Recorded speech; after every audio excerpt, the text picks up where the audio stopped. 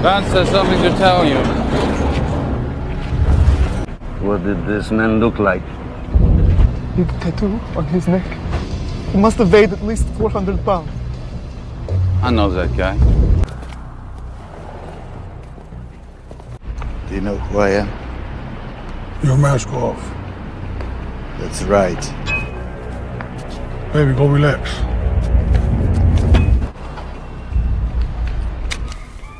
Damn.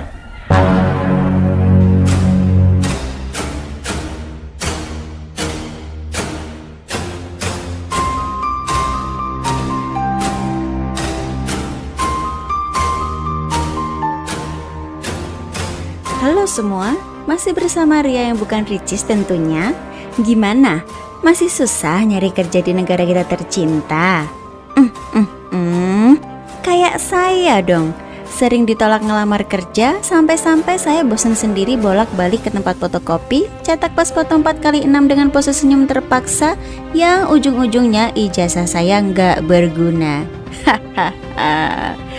BTW, film yang akan kita belah pada video kali ini masih berhubungan dengan pekerjaan. Gajinya sangat tinggi tapi jarang yang mau ngelakuinya. Apakah itu? Namun sebelum kita masuk ke ceritanya, alangkah baiknya subrek dulu channel ini agar kalian tidak ketinggalan video-video dari saya. Off to a bad start. Blew the element of surprise. Come on, you guys. Take a lesson from an old man. Film ini dibuka dengan seseorang lelaki tua berjenggot namun kelihatan sedikit agak pintar sepertinya. Loh, kok tahu? Tentu saja saya tahu karena saya sudah menonton. Ia sedang menelpon anak gadisnya dan lelaki ini bernama John. Ia tampak senang karena bisa membelikan hadiah yang istimewa untuk anaknya. Dan si John ini adalah salah satu dari bagian kawanan kelompok pencuri jenius.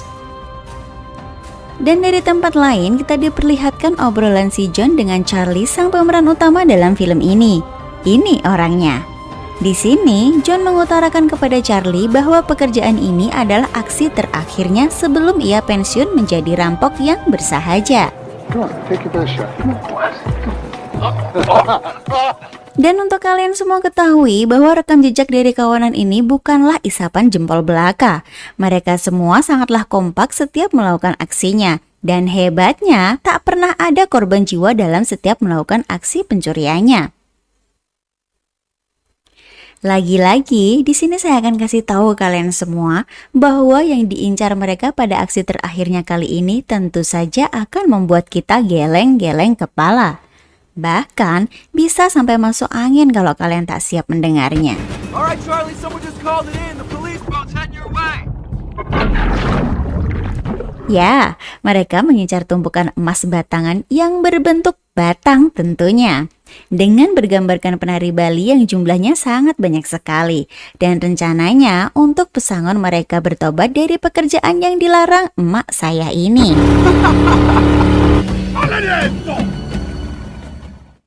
Singkat cerita, pekerjaan mereka telah selesai. Batangan-batangan emas pun sudah didapat. Dan masing-masing dari mereka pun membicarakan impian-impian lembar baru setelah paripurna lembaran kelam mereka. Tentu saja dengan wedang ronde berdemek tinggi di tangannya. Hey, let's go. I'm freezing my ass off. Yeah. Singkat ceritanya lagi, mereka pun akan pulang ke rumah masing-masing. Namun tiba-tiba... Steve, take your hands off the wheel. Don't even think about it. Just do it. There's nowhere you can go where we won't find you, Steve. How are you doing? Made a few plans of my own. I think that's probably right, John.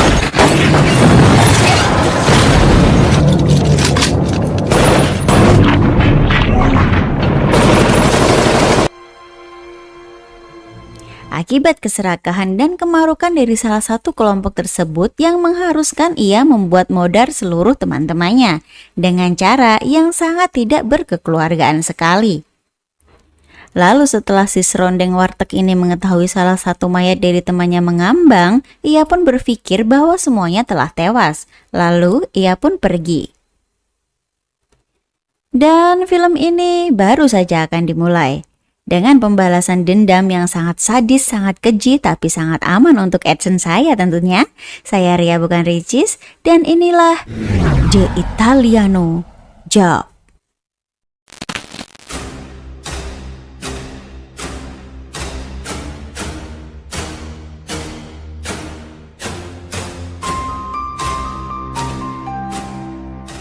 Setelah setahun kemudian dari video awal tadi, di sini terlihat seorang wanita yang sedang mengoprek berangkas untuk dibobol. Dan wanita tersebut adalah putri dari John, lelaki tua yang tewas di awal video tadi. Wanita ini bernama Stella. Ia juga ahli dalam membuka kunci serta berangkas seperti keahlian yang dimiliki oleh ayahnya. Hanya saja, Stella bekerja untuk kepolisian setempat. Dan sesampainya di tempat kerja, ia ditemui Charlie. Charlie Croker. Ia menawarkan kerjasama kepada Stella untuk membalaskan dendam ayahnya. Awalnya, Stella tidak mau dan sudah melupakan semuanya. Bahkan, ia juga sangat marah kepada Charlie, karena pekerjaan itulah yang membuat ayahnya tewas. It's not about the gold, Stella. Okay, John was like a father to me too.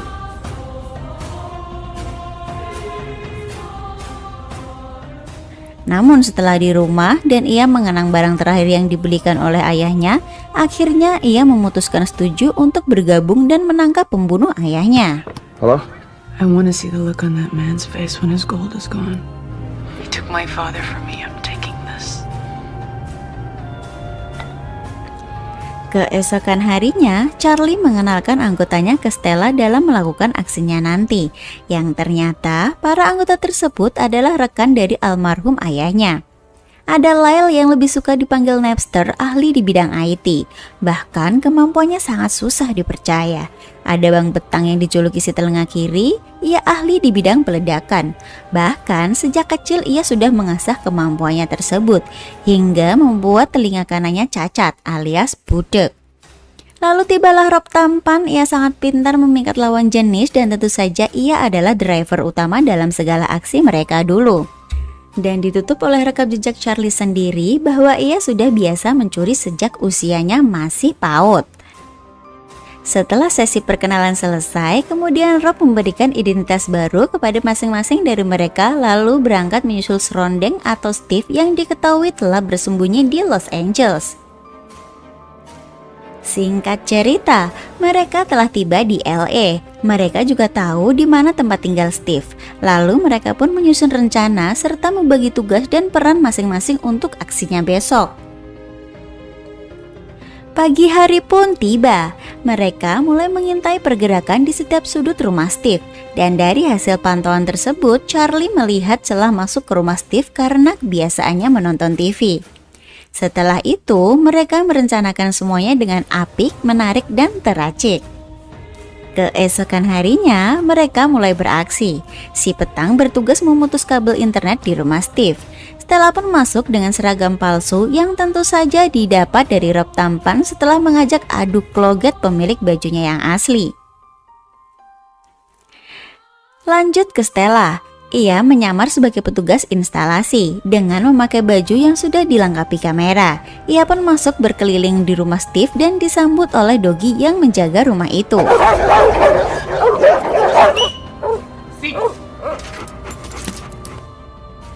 Dan inilah pertama kali Stella melihat wajah pembunuh ayahnya dari dekat. Rasa emosi nampak sekali ditahan oleh Stella. Tapi karena Steve yang tidak mengetahui siapa Stella, ia malah mencoba merayu mengajaknya berkencan. Serondeng, gak usahlah bermimpi kencan-kencan, yang ada nanti kamu tuh dibikin modar sama dia. Perlu ketawa gak sih?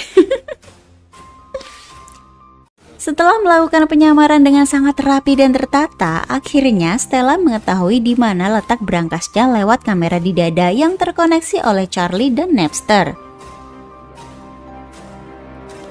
Lalu Stella pun akhirnya pergi.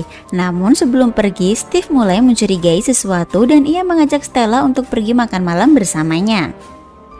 Just dinner.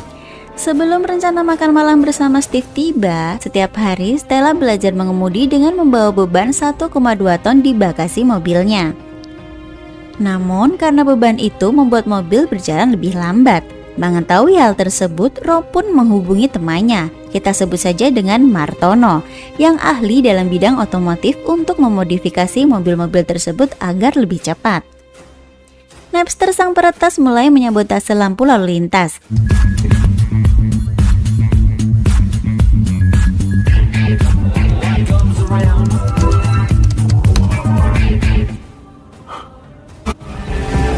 Setelah mereka selesai memodifikasi semua mobil-mobilnya, mereka pun mengujinya di jalanan. Scene berpindah ke Steve yang sedang menjual emas batangannya. Di situ sifat keserakahan Steve keluar lagi. Ketika ia marah, dia mulai menjedor pembeli emas tersebut hingga modar.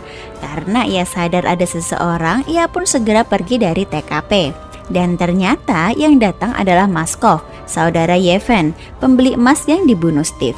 Dan Maskov adalah mafia berbahaya yang paling ditakuti di wilayah tersebut. Berpindah ke tempat lain, karena di aksi mereka nanti si petang membutuhkan banyak sekali bahan peledak. Kemudian Charlie dan si petang pergi menemui kenalan Charlie, Skinny Pete, yang bertubuh sangar dan penuh skin hadiah permen jagoan neon untuk membeli bahan-bahan peledak. Di sini Skinny Pete akan memberikan barang yang dibutuhkan Charlie kalau dia tahu untuk apa bahan tersebut. Dan setelah bernegosiasi serta ada bau batangan emas, akhirnya mereka pun sepakat lalu Charlie pergi dengan membawa bahan yang ia butuhkan. Keesokan harinya, Maskov mulai mencari informasi tentang pembunuh Yevhen. Setelah mendapatkan beberapa informasi, ia langsung menuju ke seseorang yang dimaksud. Ia pergi ke tempat Skinny Pete karena dialah yang bertanya tentang batangan emas penari Bali. Namun, Skinny bilang kalau Charlie yang mencari emas tersebut. Dan di sini juga terlihat ketakutan dari Skinny yang saat itu berhadapan dengan Maskov, serta kampak yang menancap di atas mejanya. Ya gimana? Serem banget kan si Maskov ini? Acara makan malam pun tiba. Di sana, Stella mulai ngobrol dengan Steve. Dan pada akhirnya, Stella terpancing oleh Steve hingga identitas aslinya diketahui oleh Steve. Bahwa Stella anak dari John. Namun, ketika Steve akan berbuat lebih jauh, datanglah rekan lama Steve di tempat itu juga. Ya, Stella tentu saja di tempat itu tidak sendirian. Ketika Charlie mencoba berbicara kepada Steve, ia seperti orang yang tanpa dosa menjawab kalau ia menginginkan semua hasil curiannya sendiri. Makanya ia memilih berkhianat daripada harus membagi dengan teman-temannya. Scene berpindah ke tempat lain, Charlie yang semakin dendam dengan Steve karena ocehannya di kafe tadi, lalu ia lanjut mempersiapkan semuanya. Dari pemasangan bom hingga meretas sistem lampu lalu lintas milik kepolisian, sampai menyiapkan 3 mobil supercar dan itu semua ia persiapkan dengan rapih dan tertata. Hari eksekusi pun tiba.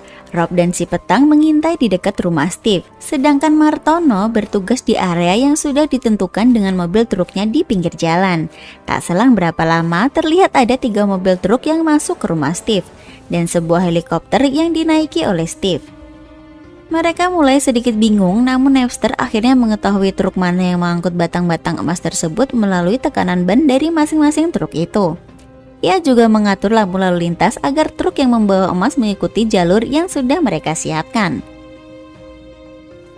Dan di tempat lain, Charlie dan timnya sudah standby di pinggir jalan menunggu arahan dari Napster. Karena ulah Napster, kondisi lalu lintas di jalan tersebut sangatlah kacau. Ia lalu menggiring truk tersebut ke titik lokasi yang telah direncanakan. Charlie dan yang lainnya pun mulai bergerak ke titik tujuan yang berada di lorong bawah tanah.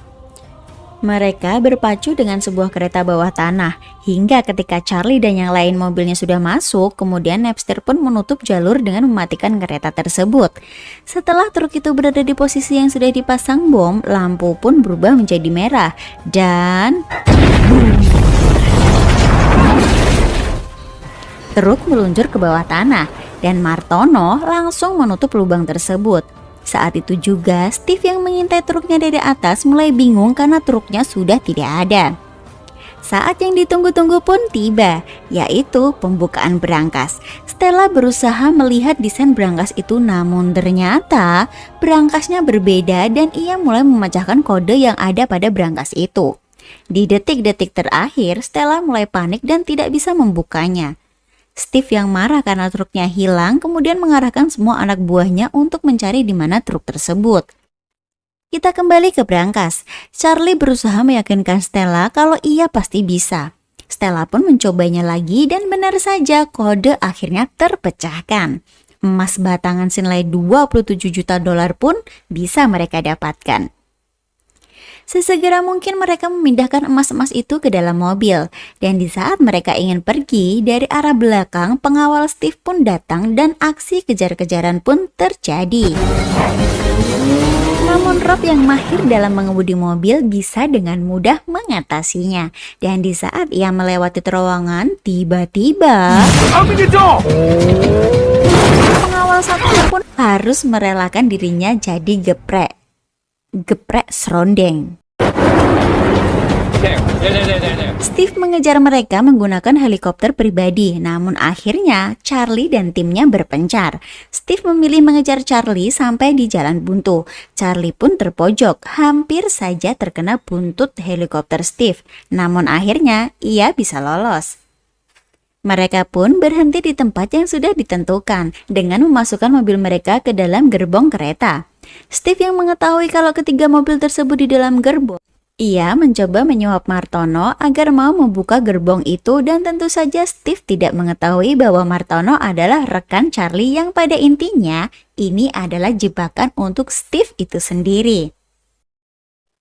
Dan benar saja, di saat Steve masuk, ia disambut oleh Charlie. Tak tinggal diam, seketika itu juga Steve mengeluarkan senjatanya. Ia memaksa Charlie agar memberikan emas-emas itu dengan merasa kemenangan. Namun di saat itu juga, Maskov dan anak buahnya yang bertampang sangar-sangar pun datang. Steve yang merasa terancam, ia pun mencoba menyuap Maskov yang tentu saja bakal sia-sia saja usahanya tersebut. Kemudian mereka membawa Steve ke tempat kerja Maskov untuk menjajal alat giling rongsok keluaran terbaru di pabrik miliknya.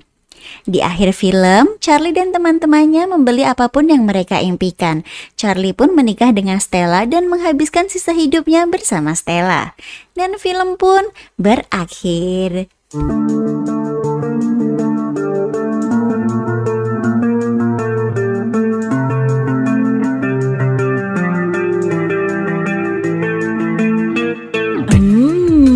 Gimana?